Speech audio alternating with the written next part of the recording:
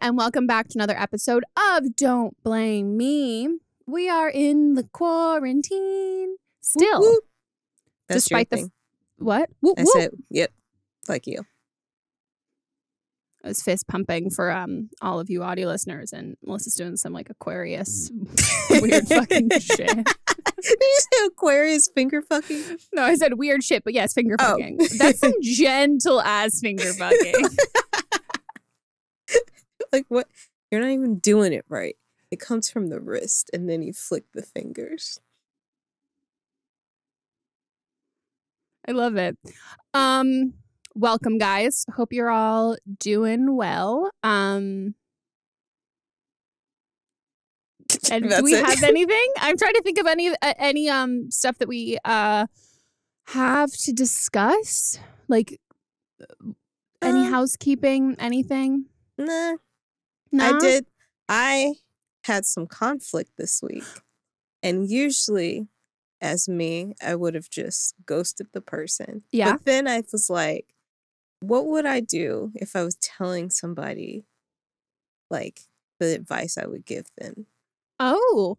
And I actually confronted the person instead of ghosting them. Stop it. Yeah, and I feel like I have grown as a person. I'm so proud. I'm into it for you. Was it cathartic, or was it just purely educational for them? No, it was cathartic. It was educational for them, but it helped me feel better because I was pissed off. Oh, perfect. Yeah. That's always good. Mm-hmm. Because I always think, like, if I'm going to confront someone, sure, I could do it for the sake of them. But I also, if I can't do it if it means like sacrificing like my, I don't know, like if it makes me be like, if I have to like spend 5 hours doing something, being like, okay, this is how, and I'm just like swallowing it, because then I'm like, no, I'm gonna hate you forever now. Like I need to release some of this steam. So I'm happy for you. Thank you. Oh, this is Don't Blame Me, guys. It's an advice podcast. If you're new here, if you want to call in for an upcoming episode, you can leave us a voicemail at 310-694-0976. And international listeners, you can send us an audio message at meghanpodcast@gmail.com. And for the 100th time, please stop sliding into our DMs with 5 bajillion texts of advice that you need. That's not what we do. This is a show. And also, like, just purely, like, that this is what the show is for. But then also, like, it is, there's a reason why it's a podcast. Like, it is impossible for us to give advice through that, like reading 15 text slides and remembering everything and then going. It's so much easier when it's happening to you and it's your life and like you can explain it and you're like, oh, this makes total sense. But like, that's why we have a 3-minute time limit, so you can be as concise as possible, and we can also like hear everything, and it's a little less stream of consciousness. But then my side is definitely a stream of consciousness. I just won't give it to other people. Well, should we get into it? So I'm 21 years old, and I'm a Gemini, and I recently broke up with my boyfriend of 3 years. I was deciding to take time for myself, but I ended up getting drunk with my friend, and I downloaded Tinder. It was just for fun. I wasn't expecting anything from it, but I matched with this cool guy, and we were messaging, and he seemed really nice. He seemed like he was into me. We had a lot in common. He was saying things like, I'm so glad I matched with you. I can't believe I found someone so similar, like, interests. He likes talking to me more and more, all that kind of stuff. And he even said he wished it wasn't quarantine so we could go on a real date. And I didn't end up seeing him because of Corona, of course, but he seemed fine with it. Like, he completely understood. He said he really liked getting to know me. We FaceTimed a couple nights, and it was just not awkward at all. And he was just really cool. And he kind of said he really hopes I'm not just looking for a hookup, and he wants to like keep talking to me. So it seemed to be going great. It was almost too great in the sense that I was like, whoa, we literally just met on Tinder this week. Like, why is this already so comfortable and we're hitting it off? But I mean, I was honestly down since my last relationship was kind of toxic. It was nice talking to someone like this. But the text started getting really dry, and I was kind of confused. Like, the type of person I am, I always communicate, and, like, sometimes to my detriment. So I said something. I was just like, hey, if you aren't interested anymore, like, just let me know. I know we just met, so it's not a big deal. And he said, no, what do you mean? Like, why? And I was like, I'm sorry. I could totally be wrong. I just felt the energy shift, but like not to make things weird. And he ended up saying it was fine, but he started not answering as much. And I texted him the next day, and I was super dry, barely any messages from him, but I didn't want to force it. And I ended up getting drunk and texted him, hey, and he was answering for a little bit, but after that night, he basically ghosted me. I still have him on Instagram and Snapchat, but no messages back. I just don't really understand what I did wrong, and I'm honestly a little confused because, like, it was going so well. So I know I just met him, but, like, I was still thinking it was weird, and I just wish I had some, like, answers. So if you guys have any insight that I'm not seeing, or if I did something wrong, or if it's a red flag on his part, please let me know. And also, like, how to deal with being ghosted, because I feel even a little silly being this affected by it, but I'm just really confused. And he's also an Aries, if that helps. Thanks, guys. Bye.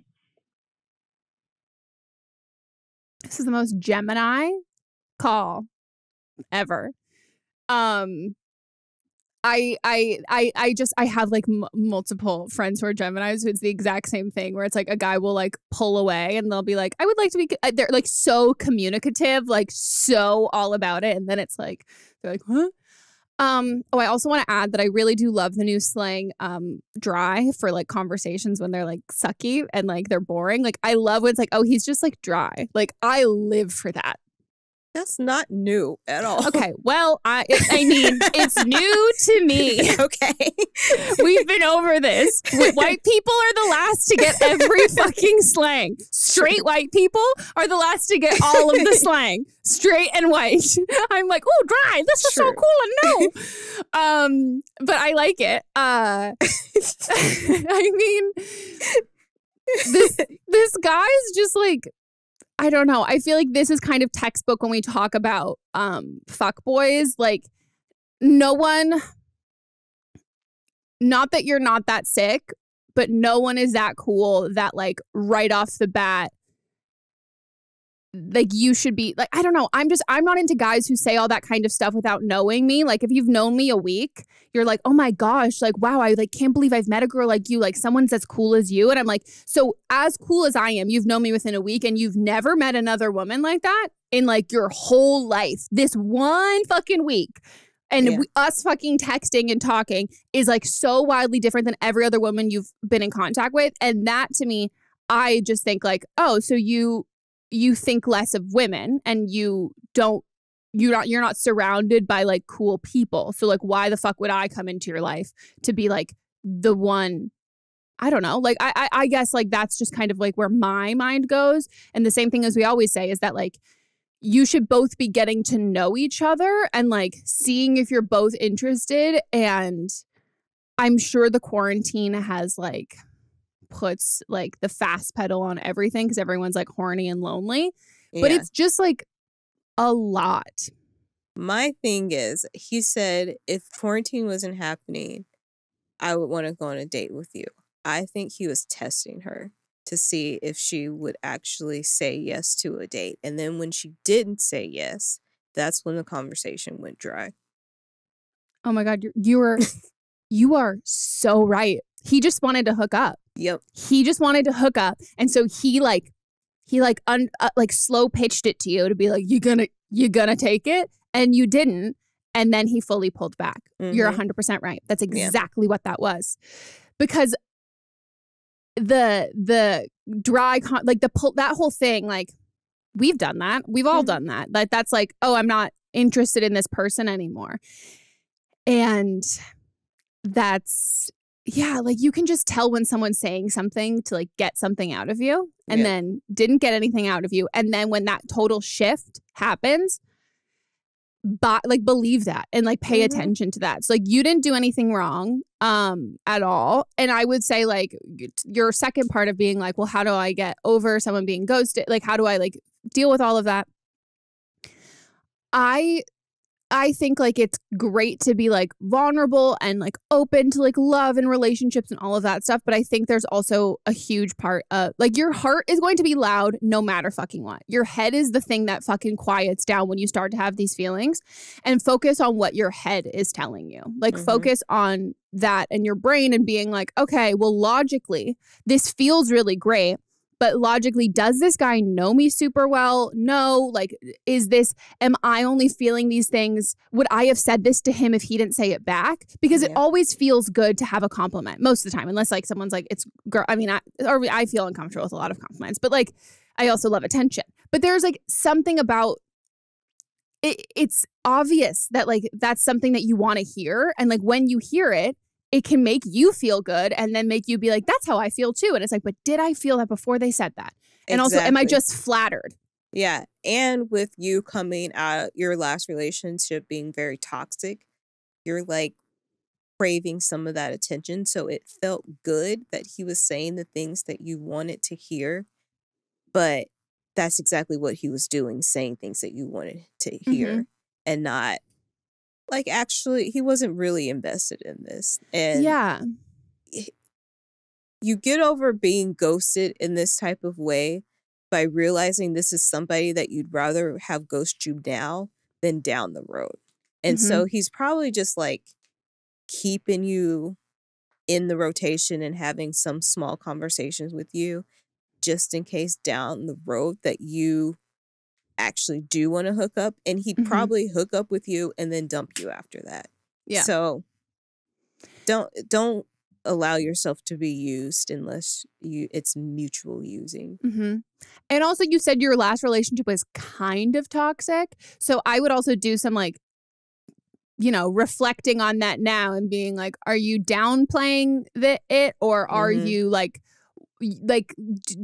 sit with that. And I also think that like, if you're using Tinder to kind of like get over a relationship, or even just like boost your confidence, we all know here, if you've been here for a while, I'm all about that shit. I love that shit.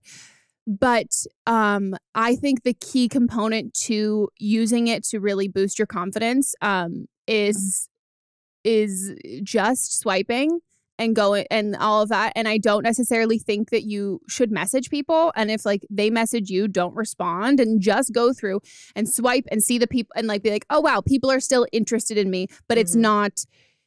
I don't think you're ready for a relationship. And also, if you're still like kind of feeling jaded or hurt or like needing something like emotion, like you're feeling like unfulfilled because of your last relationship, then I think you're going to see that thing in all of these other people versus like, oh, what do I want when I'm ready for a relationship versus like I'm really going through it. And like, you don't need their words. You just need their swipe rights. You just need their like, it's a match.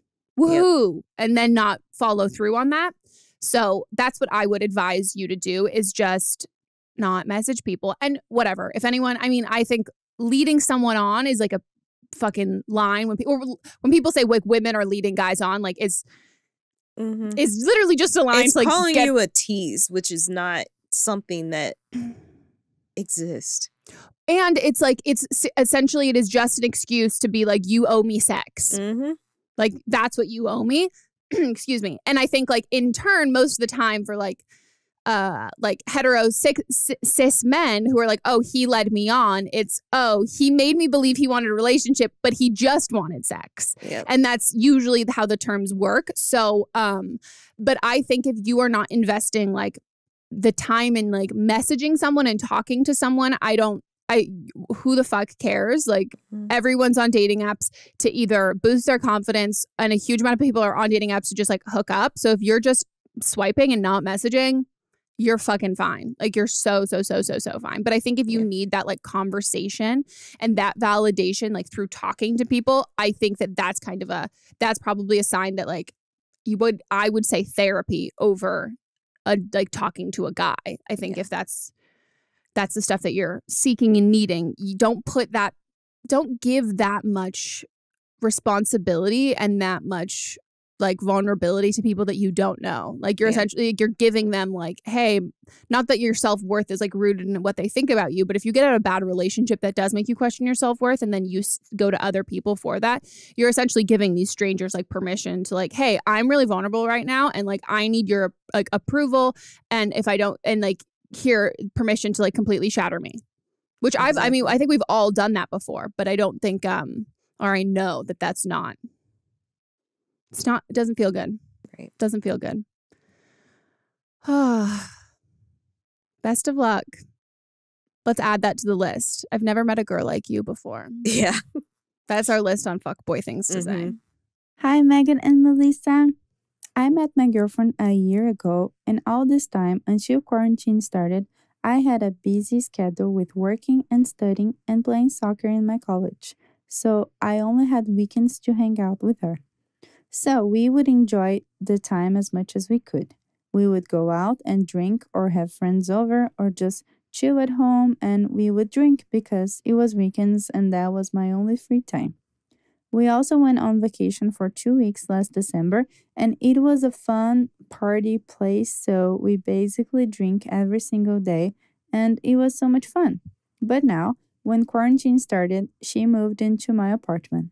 We are both working from home, but I am also in school, so I have online classes and homework to do, and I also work out every day. So for the first time, we are spending so much time together, and just now I realize how much she drinks and smokes.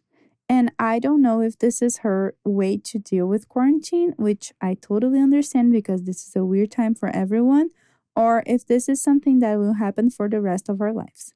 All I know is that now she doesn't look motivated with her job, and at nighttime she keeps saying that she's bored, even after I suggest things for us to do, and she only gets happy when she makes herself a drink and gets a little high. I don't usually join her because I have work meetings in the mornings and lots of school homework to do, and she knows that. Anyway, I'm just worried and also frustrated every time I want to talk to her and she's grumpy or hangover, and I just don't know if this is the real her that I am only seeing now that we are stuck at home together. Also, Meghan, I love your book. Thank you for writing that and recording because I got the audiobook because I'm from Brazil and that was the fastest way to get the book. Okay. Thank you for listening, guys. Love you. Bye. Oh my God, I love beautiful accent too. I love how she says your name. Yeah, I mean, that's how the way it's spelled, that's how it should be said because I don't have the one S, but that's just because my mom not misspelled it, but she thought that's how my grandmother, but not grandmother, great-great-grandmother spelled it, and she did not. Wait, I did not know that. Oh my God, that's funny. When did she find that out? I found it out, but I was at my grandmother's house, and I found some paperwork, and I was like, her name is not spelled like this. And this was it was when I was like in college, so well into adulthood. That's so funny. Oh my God. Wow. God, this is hard because I think that this could be her, and I think that this could just be, it could be her, it could be a product of quarantine, it could be like exacerbated by quarantine, or also she could be just a college student, or she could be like depressed. And I think that like all of those things are, I think, probably equally as plausible. And I think the quarantine has like brought a lot out of everybody. So like if everyone and relationships. Yeah. So I think if this is how she's always been, I think it's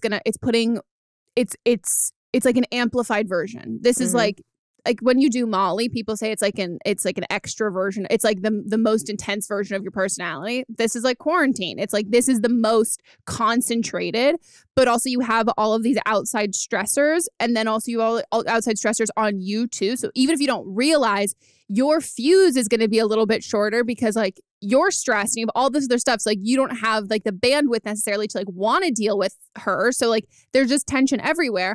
But also she could be like depressed and like coping with like drinking and smoking because she is like depressed and unhappy. But also that she could always be like that, or it could be the quarantine. But I think the only thing that you can do, or I guess first evaluate how it makes you feel, like, and if this is her and how she's always been, is that okay with you? Do you like that or do you not? Or if it's the core, like, figure out what you want instead, like what you're disappointed by and what you don't really like. Don't say that to her, but like figure it out in your head, because then I think from there, maybe you're just over the relationship and there's no reason why you even need to really, like, you guys are staying together, but like maybe it's like breaking up versus like trying to like unpack all of this and like get back to a different place.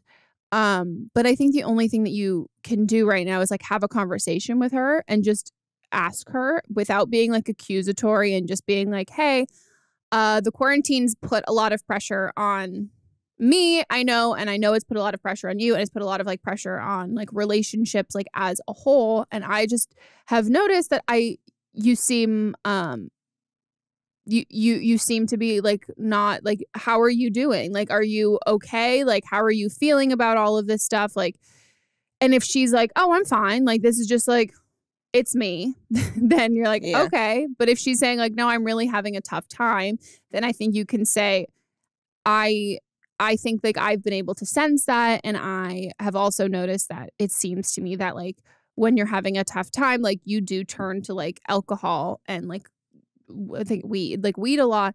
So then I would bring it up that way. But I think like as opposed to going at it by you've changed or any of like the ideas of what you think it could be, just ask her how she's doing and see if she wants to open that conversation. Because also maybe she doesn't. Like maybe she's like not doing so hot, it doesn't really want to talk about it. And then from there, you also have to prioritize your own mental health and like what you want out of the relationship. But you have to like ask her. If it's something that she is aware that she's doing to self-medicate and concerned about what's going on in the world, then you can talk about therapy and things like that. But either way, it seems like she's abusing alcohol. And so it is a conversation that I think that she needs to have with somebody, first recognizing if she has a problem, and if she does, then speaking to a professional about it, because there's really nothing that you can, except for like being there for her. There's really nothing else you can do for her. Yeah, and it's taking a toll on your relationship with her, because like anytime you really try to have like a conversation or talk about something with her, like she's either like hungover or like doesn't want to like engage and is like in a bad mood. So it is like affecting that. And I think also there's like, I think like you can use like alcohol and drugs to cope without being like dependent on them. But I also think that like I'm bored, so I'm just going to keep doing that. It's like it's a depressant. It's like an addict. It's like, it's not as much as that a fun situation. Like my mindset as someone who doesn't drink anymore, my mindset is like, if you're drink in a situation, or like where I would feel comfortable eventually, like drink in a situation where it's fun, it's already fun.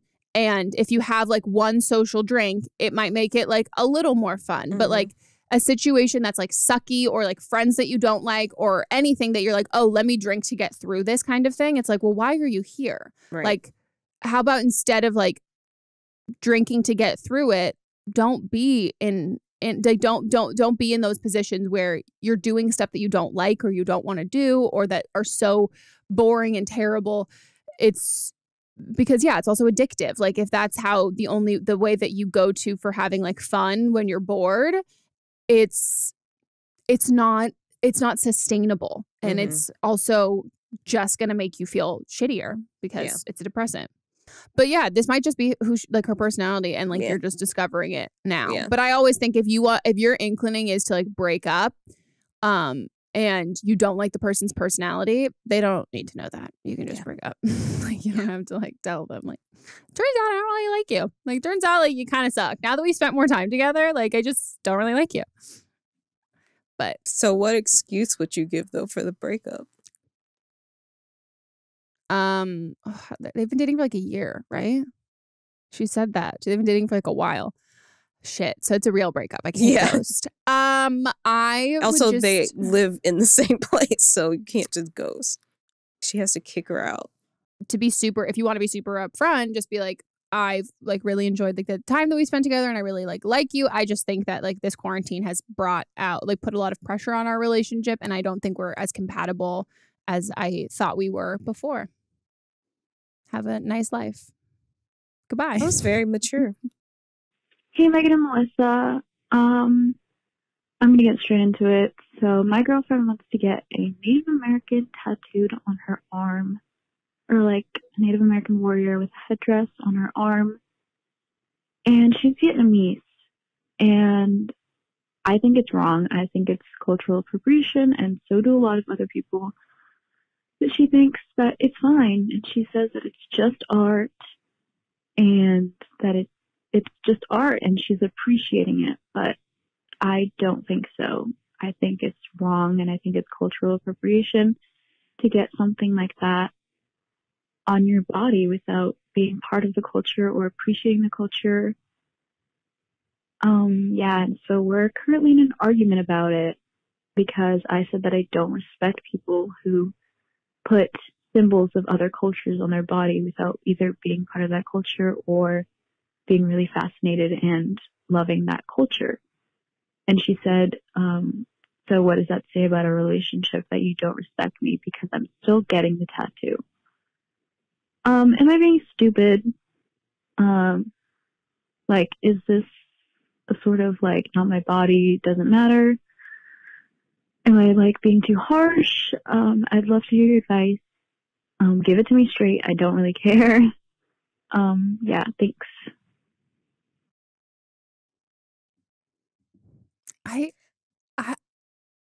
I mean, a quick Google search will tell you the answer to this. And like, I would print off anything I found and just post it up everywhere in the house and be like, it's not your culture. You don't even understand the meaning of it. You probably wouldn't even know what tribe of indigenous people it came from, why it's there, why people wear it. It's not it's cultural appropriation, and you're not even appreciating the art because you don't understand what it even means. So just because something looks pretty doesn't mean that you can put it on your body. And also, I think a big thing that people, I think something that is super important is like cultural appropriation in general, awful. Mm-hmm. But then there are also, when you are culturally appropriating something that you think looks cool, that has symbolic or religious meaning. And so it's not just like, and I think like Native American culture in general is like rooted in, it's not something that like is, oh, this is like a style that this culture has, and there's no not that like maybe there's meaning behind everything, but it's more like, oh, our culture thinks this is pretty, and that's why we like it, because it's pretty, not because of all of like the deep roots in history and all of that kind of stuff. That's still cultural appropriation. If you're like, well, I like the thing that they think is pretty, that's like pretty in their culture, but like us as like white people or whatever, like we've looked down upon that, but now once I take that on, it's cool and fun. But it's especially when it is something that is like, it's history. It has like significance. It has like actual, like real meaning. It's like when, similar to like when people would wear bindis. And I also say this as someone who, I did Kathak Indian dance when I was a kid, and I loved it. And as I got older, I was like, wow, it's hella fucked up that like a bunch of white kids did this traditional Indian dance taught by a white teacher. And we all wore like saris, bindis. We wore everything and never had a conversation about it, never understood what we were singing or what we were saying or anything like that. And I look back on those like photos of me at like 8 years old, and I'm like, this is fucking mortifying. Like, who the fuck thought this was a good idea? Yeah. But especially once I got older and I like was seeing these pictures, and I was like, oh my God, that like a bit like the color of your bindi means something. That like the placement, like the shape and all of that sort of stuff. Like that's so similar in this situation where it's like, you don't even know.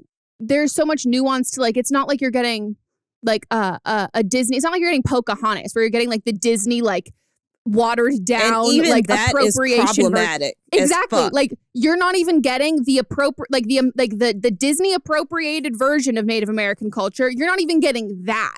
You're getting like, no. I'm going to do my own appropriation. And like, what? Like, no, like it's not a thing. And then I just think that like so I have a friend who her ex wanted to get their frat number tattooed on them, and he showed her what he wanted it to look like, and she was like, I'm gonna level with you. That looks like that looks like you are being branded, and the style of that's done in is what a lot of Holocaust victims have. And he really didn't want to hear it, and she pretty sure she like sent it to his like friend or his like other people in his life and was like, no, this isn't happening. And he ended up like later never ended up getting it. Later on down the road was like, thank you, like because that I was ignorant and I was really stupid, and I would feel so fucking embarrassed if I had done that and I had like dug my heels in and did it and then looked back years later and saw, oh wow, that is offensive. That is incredibly offensive. And I mean, yeah, I don't respect your girlfriend either. And I think that's like, and what it says about your relationship is that she obviously doesn't have respect for other people's culture. And if you see that, and if she doesn't, that means that you guys don't have the same values. Yeah. And also, I think I was just going to say, Brooklyn Beckham got this tattooed on him years ago. Is he the headdress? No, he's like an adult now. I just did a audiobook that I directed about David Beckham's life. Oh, okay. But he got this tattoo of a Native American with a headdress on, and got so much flack for it when he posted it online. So maybe just go find that. Go find something about that and then share it with her. Yeah, and ask her like, hey, if we went to Coachella, would you wear a Native American headdress? Like, would you like? Where does she draw the line at cultural appropriation? What does she think is cultural appropriation? Because I also think that like these kinds of moral issues, I'm like, oh, so our relationship, what this means for our relationship is that our relationship, the respect you have for me is contingent on the fact that you don't have anything from my culture you want to appropriate. But if you did, you would do it. And like, just because it doesn't directly affect you in this situation doesn't mean, it means that you are an exception to her rule. And like, that's the thing that I'm like, fuck no. Like, fuck no. And also, she's dumb. Like, she's dumb and stupid. And when you're dumb and fucking stupid, as someone who's like not that bright, like, I don't dig my heels in. I don't know. And if you're going to fucking be like, well, no, I'm going to still fucking do it, then it's like, okay, cool. I have told you that you are stupid. You had a chance to understand this, and instead of understanding it and being like, oh wow, this girlfriend who I care about and I love and I respect her opinion, instead of listening to her, I'm gonna be like, nah, I'm still fucking doing it, then like, okay, then she doesn't think that highly of you either. She thinks that she's smarter than you, and she doesn't value your correct, it's not even your opinion, she doesn't value the fact that you are giving fucking facts. And she's seeing it as your opinion, which she is deeming less than hers. Okay guys, we're gonna take a quick break and we will be right back.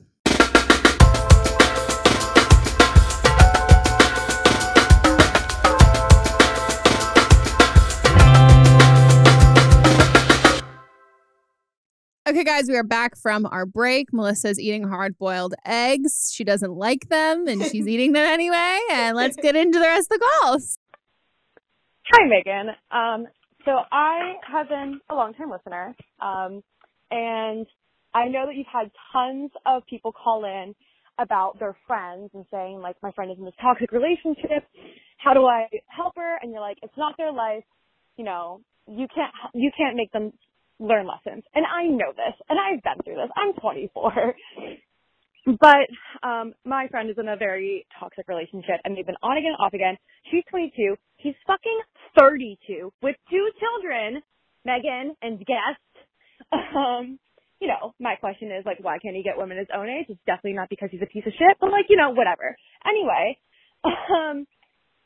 it's like, you know, when someone you love is in a toxic relationship, it really is like watching them self-harm, because you know what they're doing is bad for them, but you can't stop them. It's like an addiction, you know. It's like they're an alcoholic. It's like you cannot stop. An alcoholic can't get better unless they want to. You can buy all the rehab they want, whatever, but they can't get better unless they want to. So my question is, how do I be that supportive friend? How do I not lecture and, you know, because you say, like, it's not your life, whatever. Okay, I get that, but how?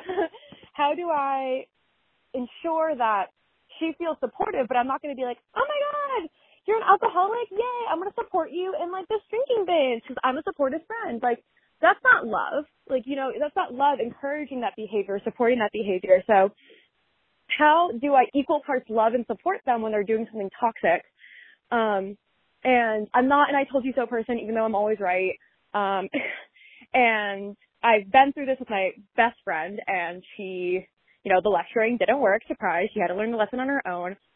And so I want to be the best friend I can to this person, because now I'm presented with the situation again, and I want to be a really, really good friend. I don't want to do what I did last time. She knows how I feel. She knows my points about the situation, and I've said it civilly. So now that she continues to date this person on again, off again, how do I be the best possible friend to her while also not condoning a toxic relationship? Okay, I think cut that out. Thank you so much. And I am looking forward to your lesson on how to be a supportive friend when their friend is in a toxic relationship. Bye. I mean, the kicker is you can't. Like, Right. that's you can't. Either you make your feelings known and then they stop coming to you. And I think that's what happened with your best friend. And I've done that. Or you remove yourself from the friendship and the situation because you can't condone it. Because you're right. It is like if you're condoning, and I would also, I understand your comparison, but I think we also need to, like, I think a comparison if we don't know what the level of, like, toxicness is. If this is like a physical or emotionally abusive relationship, but then I think, like, that's something where you need to, like, put your foot down and, like, talk to, like, if she lives with them, like, talk to her family. Like, that's, like, when it's, like, that's an intervention point. And then, but that she also doesn't, they're on and off again. So I don't think they live together. But also if it's a physically abusive relationship, you just said toxic. So I'm just going to assume it's not abusive. Mm-hmm. The thing is, the only thing you can do is listen. But if you listen and you bite your tongue and she already knows how you feel and you're not cutting her out of your life and you're not being like, oh, I can't watch this happen, then even if you like it or not, you are condoning it. Like, you are, and it's not, if you're going to support her, if you want to support her unconditionally and be supportive, you also have to then essentially be supportive as she's in this relationship, because this is a part of her right now. And in order to support her, you will have to support that relationship. See, I don't think so. But I just think it means in the sense that, like, not that you have to say, like, that's just, you have to sit there and, like, essentially be like a silent bystander while this happens and wait for her to look on it again. Like, wait for her to figure it out on her own. Like, I don't think that you can say everything you want to say and, like, all of that sort of shit and then not have that affect your friendship with her. See, I had a friend that was in, like, this severely toxic relationship that I did not agree with at all. So when she would tell me things, like, I would be there for her to be supportive because I didn't want her to be left. Because when you're left alone, then all they know and all they can be around is the toxicness of that relationship because they have no one else. Mm-hmm. So I would be there and support them by physically being there. And then if they talk like told what was going on in the relationship, I would give my opinions. And then eventually it got to the point where she was able to see what was actually happening to her. Yeah. No, I think that's what I've done. I've done the telling. I've done the listening to a friend and like not saying anything. But I think the thing that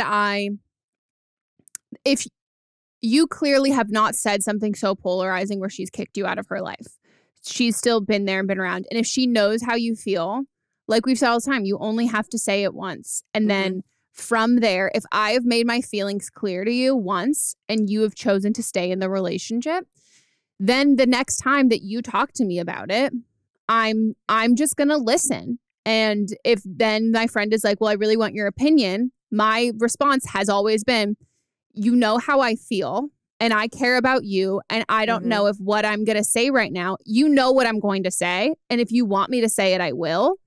But I don't know if that's what you need or want right now. And I think that if you can do that, then that's like a great thing. But it can be hard because depending on how toxic the relationship is, that she might only want yes people around. Like, and the friendship might end on her terms. It might not be you big, like if you don't pull away because it's hard for you to like witness and watch, she might then be like, well, you're not being as supportive as I need you, as I want you to be. So therefore, then I don't want to be friends with you. And I think that you just kind of need to know that that might happen and that's okay. But I think the only way that you can, it just depends on what she wants, because that's it. Like, you can support her as much as you want as a friend, but if she as a friend will only like love language wise, like she will only see support if you are supporting this toxic relationship, then you can't be that friend for her because that's not what she's looking for. So I think it really depends on that. But I think the best thing that you can do is just listen. And I mean, nobody fucking forgets if you tell them that you hate their boyfriend or that you think they're toxic. Like, she hasn't forgotten that. She knows that. You don't need to remind her. And sometimes it's just kind of like therapy. Like, you need a wall to kind of, not that you're a wall, but like a soundboard to like bounce the stuff off of. And the more that you talk about it, the more that you come to your own realizations. But I think the more that you can just like your silence and listening, that speaks for like how you feel about the situation. But I would also be cautious and careful if they're on again, off again, to not like the second that they're off again to be like, oh my God, thank God, like blah, blah, blah, like you broke up, like I'm so glad, like, and then you guys are both, and she's like, yeah, yeah, yeah. And then they get back together. Because I've had that too, where I've like stayed silent. I like said my piece like once after a long period of time of being like, this is what I've noticed. And I'm like, I think that like worries me and like blah, blah, blah, like very like soft. Then they broke up, and then the person was like, oh my God, yeah, fuck that dude, all that shit, like listen to all that stuff. And it was like, we were like, yeah. And then they go back together and I was like, oh no, fuck, shit. And that like completely. And then that's when they're like, that's when they usually tell you, well, he changed. Yeah. And then they also tell their partner all of the stuff that you said. Yep. And then you stop being friends, which was what happened with me. And so that's like, I think that's the reason why I'm saying that, like, I think you can't be a supportive friend without supporting her relationship if she needs you to support her relationship to be a friend. So as you can do everything that you can, but it's ultimately up to her and what she wants and what she needs from a friendship. So don't spread yourself so thin. Don't compromise like your own feelings and your own like sanity and mental health and all of that sort of stuff to like be there for her in a way that like that feels like not authentic to you and like maybe feels detrimental to you by supporting. Moral of the story, if she knows that you already don't like him, you don't have to say it again. Just listen when she says that. And most of the time, unless she asks you explicitly for your opinion or your thoughts or your feelings on it, don't give it away immediately. Ask her if she really wants it and kind of give that subtle hint of. And I always say, like, what kind of Meghan do you want? Like, do you want me to be honest and do you want my feelings, or do you want me to say, do you want me to say what do you want me to hear? Like, what do you want to hear from me? Like, do you want me to say what's going to make you happy? Or do you want me to say like what I think and what I feel? And I think that like that can sound like a scary thing to say, but like Sydney and I say that to each other like all the fucking time. And there are so many times she's like, no, I just like need you to be my hype man. And I'm like, yeah, go for it, dude. Like love it. And like, it's not like there's no animosity on my side at all, because like my goal as a friend is to be the best possible friend for you. And like, if that's what you need from me, I'm not salty about it. I'm not bitter about it, because like, well, I don't want to say something that's going to hurt you, that's like not going to benefit you, and that is like not going to help you in this current situation. Like, I'm going to say whatever's going to help you. And like down the road, eventually, like you're going to want the honesty and you're going to be ready for that. But I'm not going to give that to you if like that's not where you're at mentally and not something that like you can handle or something that you can process and deal with at the time. So yeah, I would also, last thing I'd say on this, I would also try your best not to think of this as like your redo for the thing that you did with your best friend, because this is also her life. Like this is this girl's relationship in this girl's life, and it's not about you, and it's not about like you proving this to her or like doing it better or anything like that. Like it's a totally unique and different situation, and there's nothing to prove. Like you just got to care about her and her feelings day to day in the moment, and not big picture, because it's easier to see when you're not in it. Okay, so I'm in this like really weird situation with my boyfriend and his ex-girlfriend, because my boyfriend works for his ex-girlfriend's grandpa, and like they met through him working there, so it's not like they like were dating and that's like how he got the job or anything like that. And they broke up like 3 years ago, and me and my boyfriend have been dating for over a year now. And so like a couple months ago, so the girl I'm talking about right now, his ex, and this other girl who's another ex of my boyfriend's, started like calling me and my best friend and like telling us that like they were gonna shoot us, and like that they had a scope to our head, and that they were following us, and that we better not like go to sleep because we might never wake up, and all this stuff. And so we got a restraining order against them, because we recorded all the phone calls, so we got a restraining order. And so since then, I still have been going out to my boyfriend's work, because he got a DUI, so he can't drive. And it's like a lot of times he needs a ride to work, or he's either going to have to drive himself. And if he gets caught driving, he's going to go to jail, or I'm going to have to give him a ride, or he just like won't be able to go to work. So earlier I went out to his job to go get him, and his ex was there, and his ex's mom started like freaking out, and she was like yelling at my boyfriend and all this stuff. She was like, oh, like your girlfriend, like your little hoe girlfriend shouldn't be here. Like it's all her fault that my daughter is on probation, and like all this stuff, which like isn't true. Obviously, I wasn't the one calling us threatening to kill me and my friend. And so anyways, so they're going to call the cops on us, and on me, not my friend, because she wasn't there, but they're going to call the cops on me and say that I'm like violating the restraining order and all this stuff. And it's just like, I don't know what to do, because it's just such a crazy situation. And I would like to stop coming out there for my boyfriend, but I also I don't want him to go to jail, and there's nobody else who has like the free time at the right times to come and get him. So I want your advice.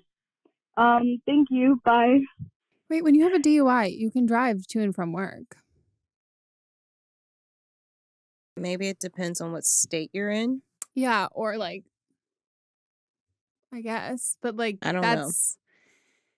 Yeah, usually with that, like maybe if it's like breathalyzer in your car. Well, yeah, I was gonna say, and also maybe if it's like if he had like multiple offenses and like his license is suspended, but like I'm pretty sure like a suspended license like for a DUI, you can only like drive to like AA meetings, court dates, and to and from work, like that, because that seems like. I mean, like, my first thing there would be, like, he should, like, Uber or, like, Lyft, and, like, or is there no coworker, like, that can, like, take him? Also, Can you just stay in the car?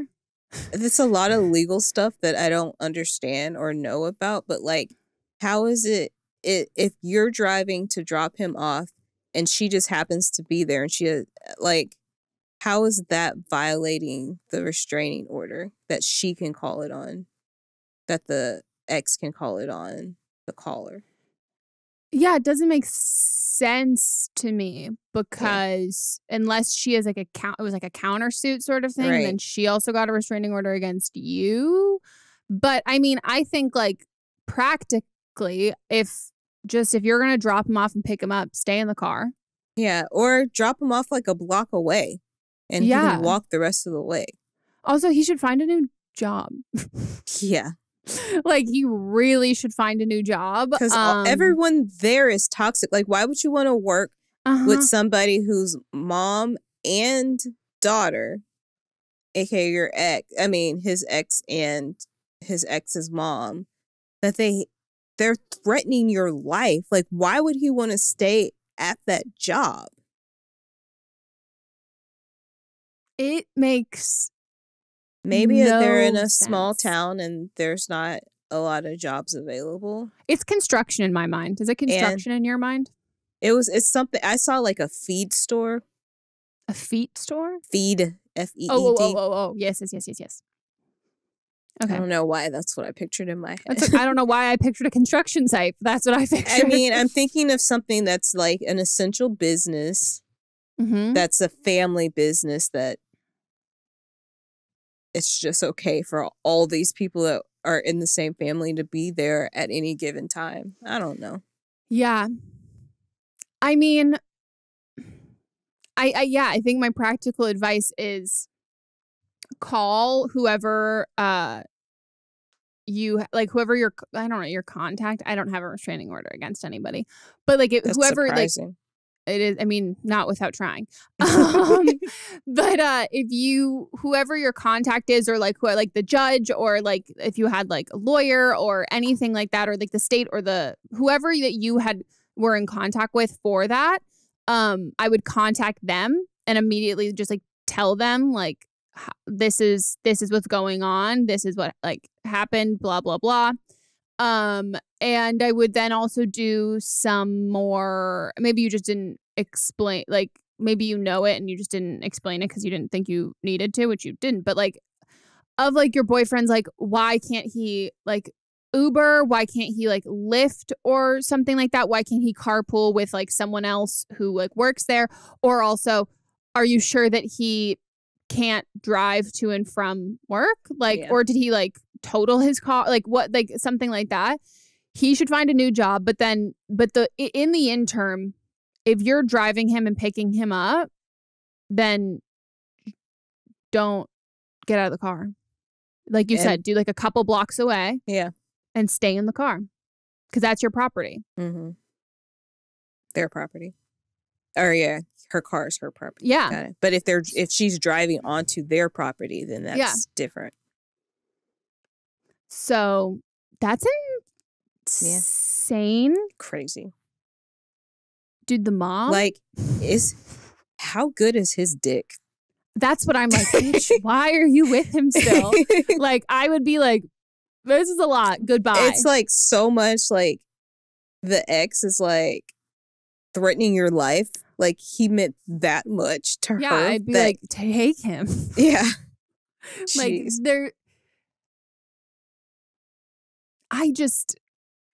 it's so odd. Like it's so odd. And also like, I want to know,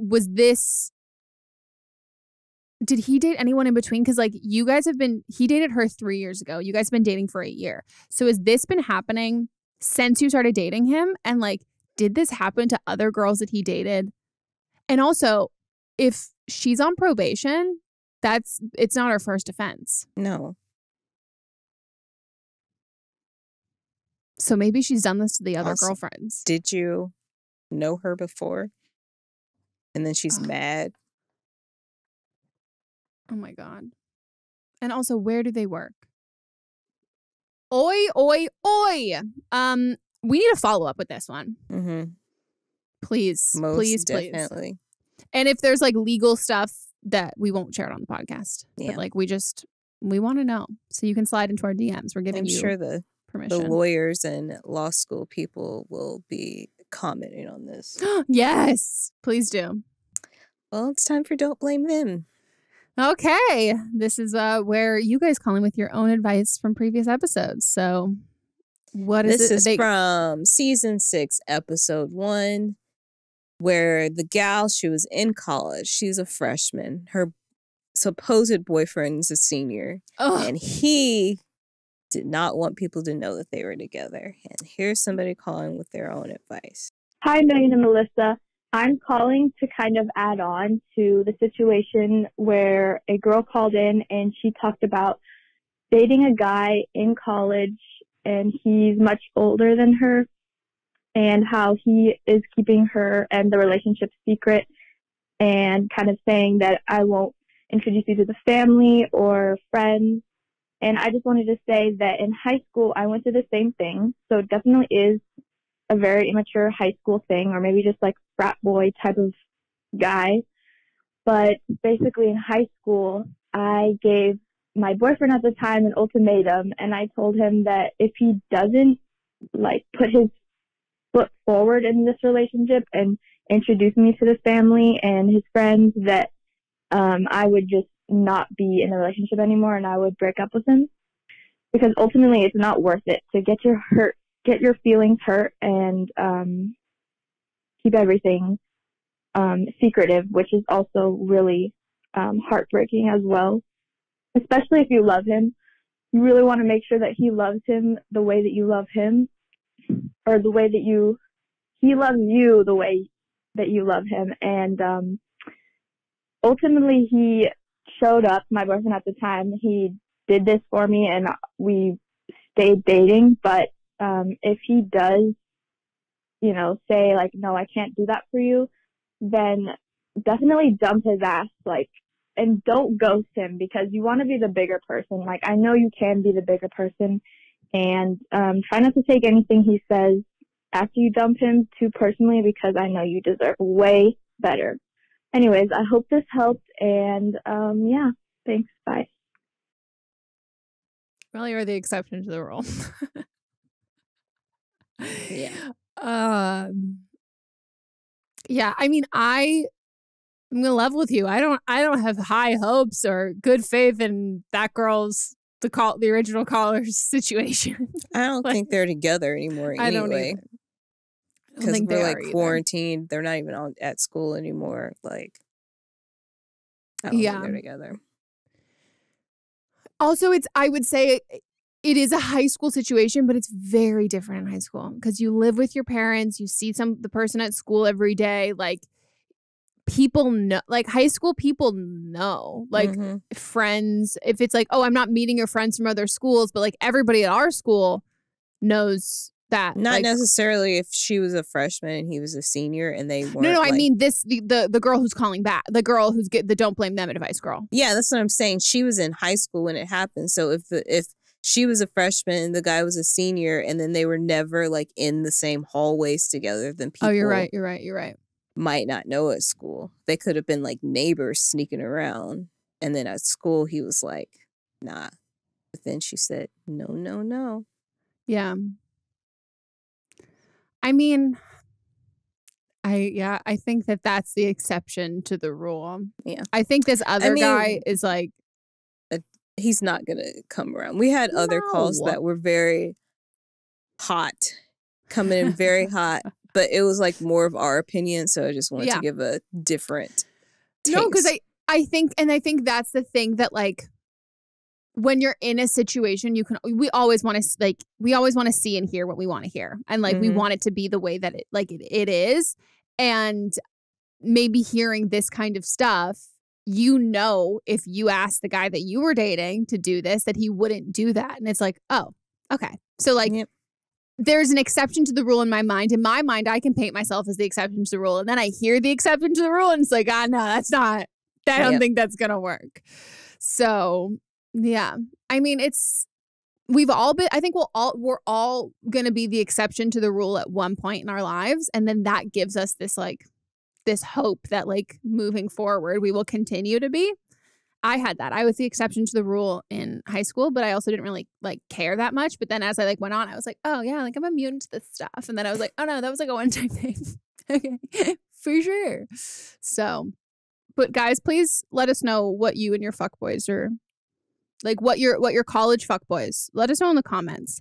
Yeah. Or if you're in our Facebook group, let's start maybe I'll start a thread on our Facebook group to be like, let us know your college fuckboy. Where do you guys stand now and what happened? Not also, the new one. And if you're a fuck girl, how are you surviving in this time?